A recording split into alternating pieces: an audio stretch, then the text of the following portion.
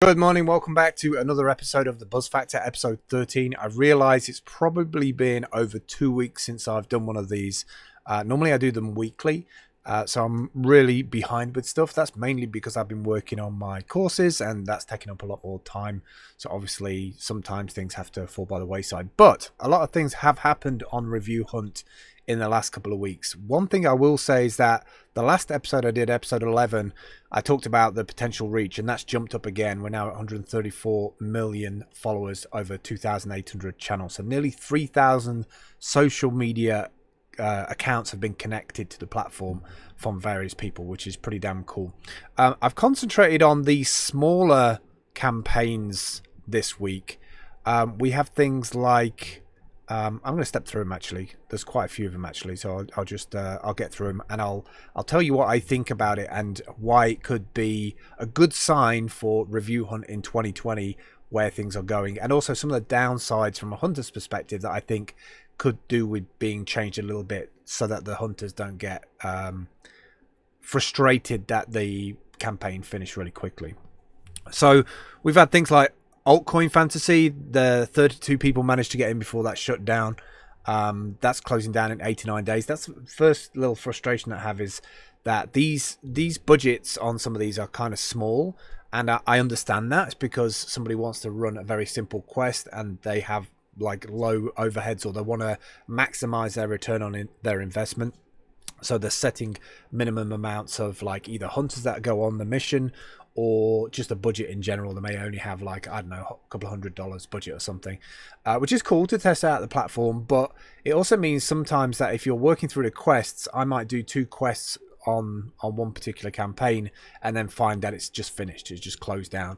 And then even if I've done those few quests and only like earned $1 on it, I don't get that dollar for 90 days. It's like 3 months for just $1. So I can imagine that turning a few hunters off. So maybe things are going to change for on the hunter side. It's great for the campaign makers side, but when the budget is so low like this and you don't have time to go through the whole thing and it's like closed the same day, it's kind of mild frustrating, I have to say. However, what I will say is that these ones that have only got a couple of campaign parts, so this one for instance, ignore the amount that you can earn on the quest and the buzz quest. The fact that it's only got 2 parts to the whole campaign is really cool, because you can rapidly get them done. So I really think in 2020 games are going to do really well on Review Hunt.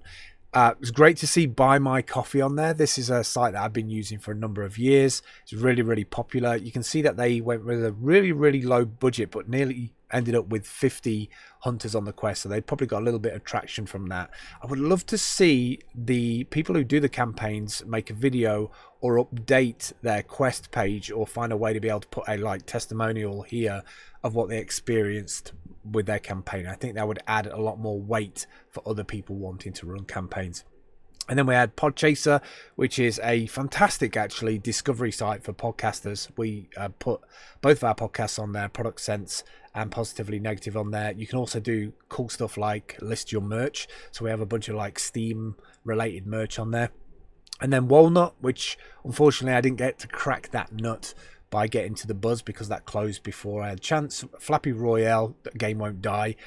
Stoop got on there and got 42 hunters, and that campaign is finishing in 12 days. And also Peepo. And this was an interesting one to me, because I thought their marketing was really interesting on Twitter, how they went about it. They were telling people that they were the first crypto app to be listed on the App Store, when really they're a video app instead of like crypto. I don't see anything in here necessarily to do with crypto. I know you can earn Peepo, but I think it's more to do with like video stuff, like recording videos and having been influencers on the site.